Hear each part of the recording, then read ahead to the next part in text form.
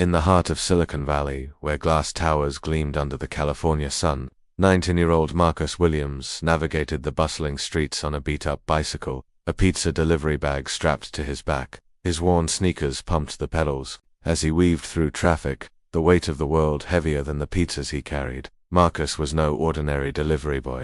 Beneath his faded uniform and the sweat on his brow lay a mind sharper than the algorithms powering the tech giants he served. But on this particular evening, as he pedaled toward Technova Solutions, a multi-billion-dollar tech firm, Marcus had no idea that his life was about to change forever. Technova's headquarters loomed like a futuristic fortress, its glass facade reflecting the golden hues of the setting sun. Marcus locked his bike to a pole outside, adjusted his cap, and hoisted the pizza bag over his shoulder. He stepped into the lobby, where polished marble floors and sleek chrome accents screamed wealth and power. The air smelled faintly of lemon cleaner, a scent that reminded him of his mother, Rosa Williams, who had spent the last 15 years scrubbing these very floors as a night cleaner. At the reception desk, a blonde woman named Sarah, her name tag gleaming under the fluorescent lights, glanced up from her phone. Her eyes flicked over Marcus's faded delivery uniform, the slight tear in his jeans, and her lips curled into a smirk. "Pizza's here," she announced into her headset, her tone dripping with condescension. Marcus ignored her, his attention drawn to a massive screen mounted on the lobby wall. It displayed a chaotic mess of code, with dozens of engineers in suits huddled around a conference table visible through a glass partition. Their voices tense. Marcus squinted at the screen. Lines of code scrolled by, interspersed with error messages, flashing red. He recognized the problem instantly, a flawed algorithm choking under the weight of simultaneous queries. "My God," he muttered under his breath. "They're using a linear search where a hash index would work 10 times faster." Sarah overheard him and snorted. "Sure, pizza guy. You're gonna fix Technova's million-dollar problem between deliveries?" Her laugh was sharp, like glass breaking. Marcus didn't respond. He wasn't here to argue with receptionists.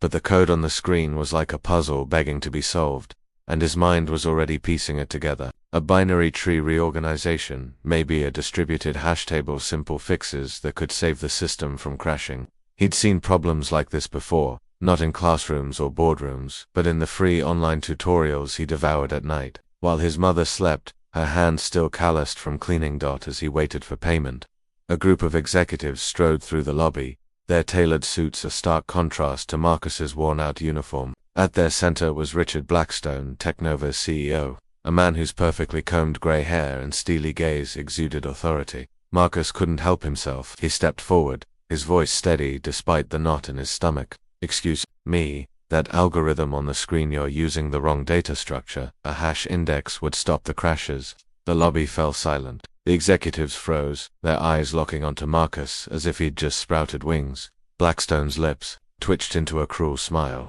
"Kid," he said, his voice low and mocking, "do you have any idea how many PhDs have been working on this for 6 months? Go back to your pizza bike." The other executives chuckled, but Marcus held his ground. "I know you've lost $97 million because the system crashes at 200,000 queries," he said, his voice calm but firm. The laughter died. That figure, $97 million, wasn't public knowledge. Marcus saw the flicker of unease in Blackstone's eyes. "How the hell do you know that?" demanded Dr. Harrison, the vice president of technology, stepping forward. His glasses glinted under the lobby lights, his suspicion palpable. Hesitated. He couldn't tell them the truth, that he'd grown up in these offices, doing homework in empty conference rooms while his mother cleaned, that he'd overheard late-night meetings, glimpsed sensitive documents left on desks, and taught himself to code by piecing together fragments of knowledge from Technova's own discarded manuals, revealing that would expose his mother's vulnerability. And he'd never do that to her. "Just observation," Marcus said simply. Meeting Harrison's gaze, Blackstone crossed his arms, his smile returning, sharper now. "All right, little genius. Prove it. Fix our problem. You've got 15 minutes. If you can't improve performance by 10%, you're out of here, and take your mother with you." Marcus's blood ran cold. How did Blackstone know about his mother? The CEO's smile grew venomous. "Oh yes, Rosa Williams, our night cleaner. For 15 years, hard-working woman, but maybe it's time for her retirement, especially if her son's a liar." The words hit Marcus like a punch. His mother had sacrificed everything for him: 3 jobs, endless nights, her own dreams, so he could study, She'd worked herself to the bone, her diabetes worsening with every year, while Marcus turned down a Stanford scholarship at 16 to stay by her side. The thought of her losing her job because of him burned like acid in his chest. Problem, kid, Blackstone taunted. Still want to play programmer? Marcus took a deep breath, his mother's words echoing in his mind. When they try to humiliate you, it's because they're afraid of what you're capable of. He stepped toward the terminal in the lobby, where the faulty code was still displayed. Start the clock, he said. Sarah, the receptionist, was already filming on her phone, whispering to a colleague, "This is going viral. Pizza Boy thinks he's a tech influencer." The crowd grew, engineers, executives, even janitors, pausing their rounds to watch. Marcus ignored them, his fingers flying over the keyboard. The system was a mess, layers of bloated code piled on top of each other like a poorly built house. But to Marcus it was as clear as a family budget stretched thin. Growing up poor had taught him efficiency, how to make $1 last a week, how to stretch a meal to feed two. Now, he applied that same logic to the code. He restructured the data architecture, replacing the linear search with a hash index and optimizing the binary tree. Lines of code vanished, replaced by elegant, streamlined commands. The crowd murmured, some in disbelief, others in curiosity. Dr. Harrison leaned closer, his confident smirk faltering. "Wait, that can't be right," he muttered, watching Marcus work. 10 minutes, Blackstone announced, his voice tight with anticipation of Marcus's failure. Marcus didn't flinch. He remembered every time he'd been underestimated by teachers who saw him as just another kid from the suburbs, by the Stanford interviewer who'd questioned if he belonged there, by his own father who'd walked out when Marcus was 5. Each slight had fueled him, pushing him to study harder, to prove them wrong. "Done," Marcus said. Stepping back from the terminal, "Tested." Dr. Harrison hesitated, then ran the simulation. The screen flashed, numbers cascaded, and then the system processed 200,000 queries in 3 seconds. 0 crashes, 0 errors, a 97% improvement in performance, a 90% reduction in processing time. The monthly server costs would be halved. The lobby was deathly quiet. Sarah's phone slipped slightly in her hand, her mouth agape. Even Blackstone's smug grin vanished, replaced by a flush of anger and humiliation. "That's impossible," an engineer whispered. Marcus met Blackstone's gaze. "I can do it again from scratch if you want, or explain every line to your team. Maybe teach them a thing or two about optimization."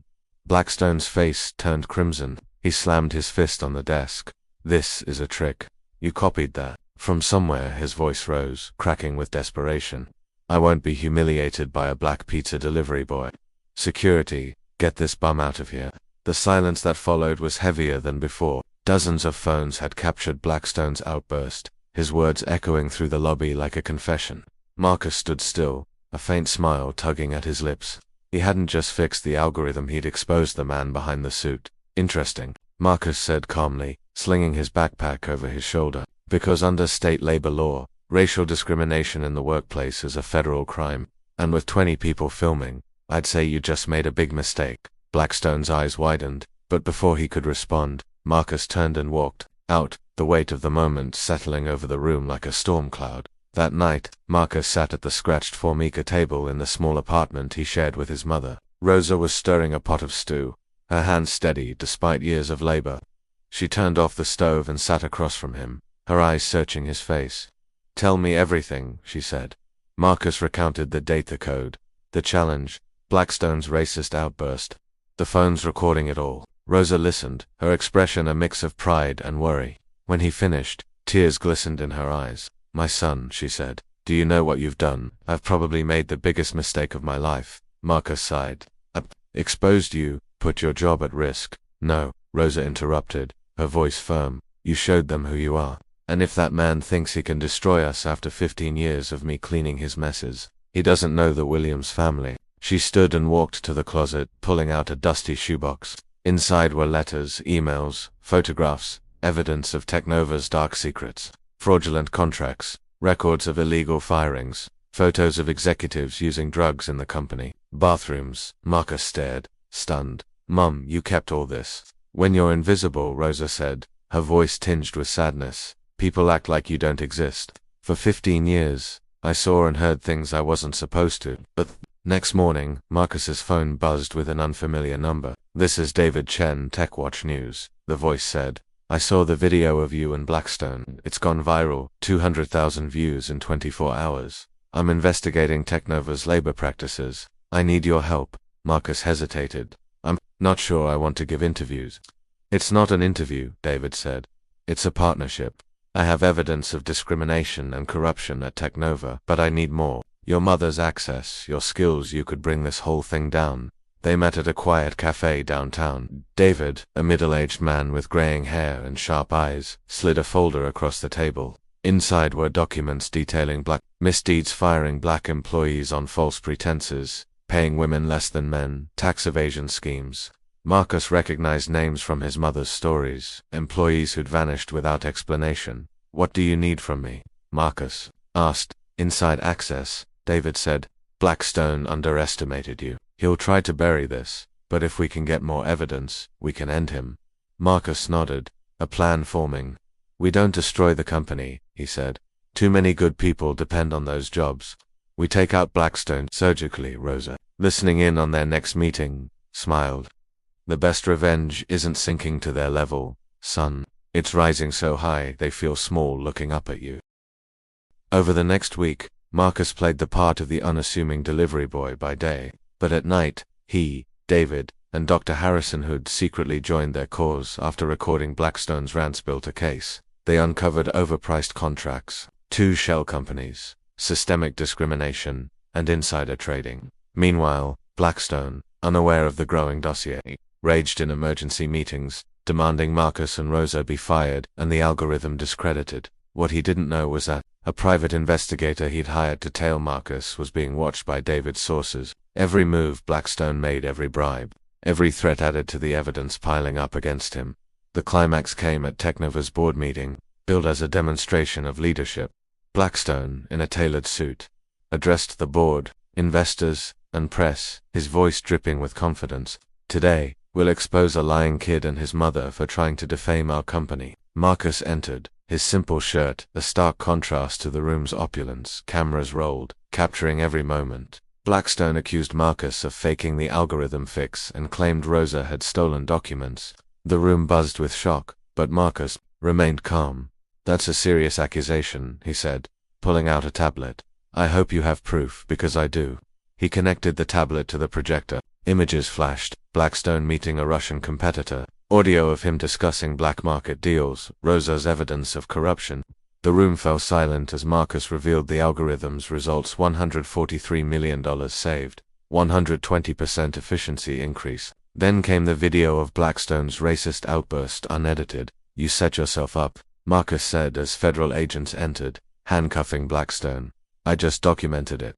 6 months later, Marcus walked Teknova's halls as its youngest CEO at 20. He led a company now worth triple its former value, his algorithm licensed globally. Rosa retired with a pension, Marcus insured for all cleaning staff. Blackstone, disgraced and imprisoned, faded into obscurity. At a Stanford lecture, a student asked Marcus if he'd change anything. He grinned. I'd have delivered that pizza 5 minutes earlier to see Blackstone's face when he realized he'd underestimated the wrong kid. The audience roared. Marcus Williams, once a delivery boy, had become a legend, proving that true justice isn't revenge, it's success. So undeniable it rewrites the story.